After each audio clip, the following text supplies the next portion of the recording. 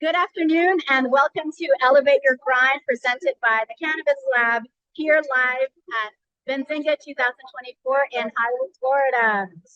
Today, I'm very happy to sit down with Duree Ross, who is the founder and CEO of Durée Company. Thank you for having me. I mean, you really don't even need an introduction. Duree is, has been a staple in the Florida cannabis community for many years. When I first started cannabis, your team was one of the first people that I met in cannabis. I don't know if I ever told you that. Yeah, at something like expo. And it really made an impression on me. So I'd love to hear, just in general, what is the type of work that you guys do and how do you support the local industry? Sure. So we do public relations and marketing with a big emphasis on prices because we are talking about cannabis. And there's always something happening on some level.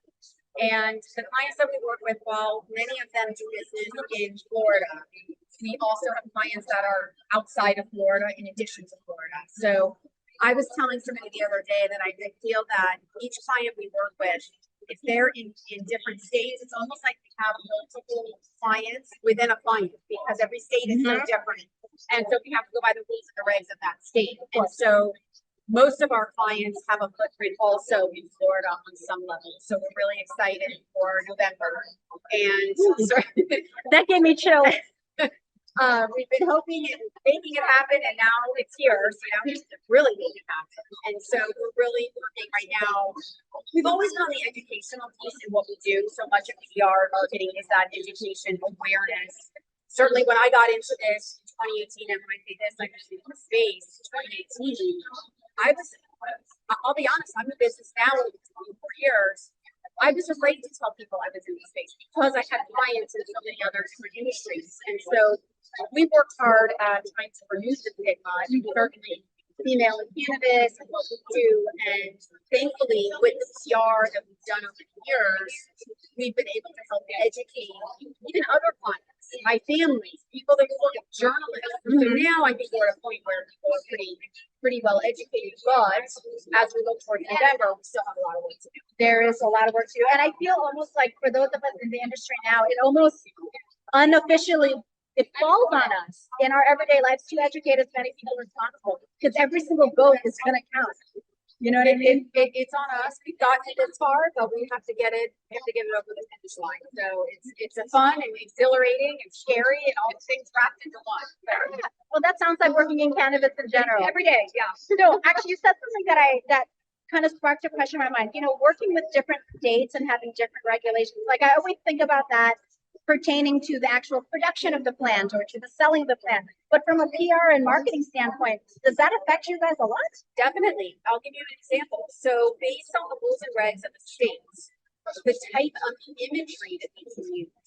Can the product be, is it just black and white? Can the product have coloring in it? Okay. So can you show someone holding it? There are, and Florida is the extreme. Right? I know. So Florida is what we can do in a lot of other states. We can't do.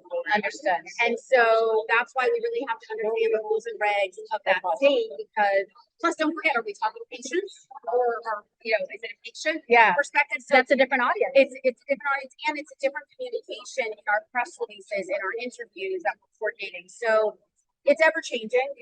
The only constant is that there is no finish. It's constantly changing. So for us, yes, a lot of what we do taps into the different rules and regs. And as we all know, one day you could have somebody somewhere who's decided that they're now going to enforce this rule or they're now not going to. And so what can we do? And how do we? And then remember, if they do enforce the rule, this is now causing a crisis because all of a sudden letters have gone out. So it's all intertwined. Right. And I'm completely biased, but I will say that we are very involved in all of our clients' communication activities, crisis, marketing, even just the photos, as I was saying earlier, the types of photos that we can use and the terminology and the key marketing messages. So we work very closely. It is not for the faint of heart what you guys have to deal with. Like dog years. Every year Yes. is like times 7. So I don't know. I don't know what year this is for me, but it's a lot. So, we're in Florida, as I'm walking in and out of these conversations, everyone is, like we said, very excited about adult use hitting the ballot in November. I'm not going to ask you if you're going to think it's going to pass or not, because no one knows. We don't know. All right. We hope. Same.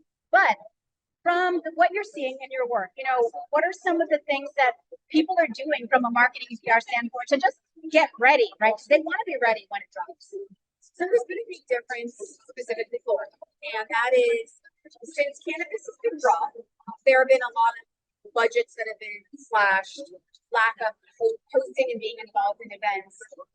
Here at Benzinga, this is fantastic. People are here, and the involvement is at a different level, and that shows you where the money and the dollars. I feel like there's a separate line item, if you will, to support Florida initiatives, events, hosting of things. So that's exciting, and I think preparing for them and tapping into it. So we're kind of laying that groundwork, laying the foundation to that. So along with that comes a lot more opportunities to sponsor and host and speak. And certainly I think Benzinga is a big indicator of the excitement and hope, certainly in Florida and broader, not just Florida. I mean, obviously Florida is a big focus for us.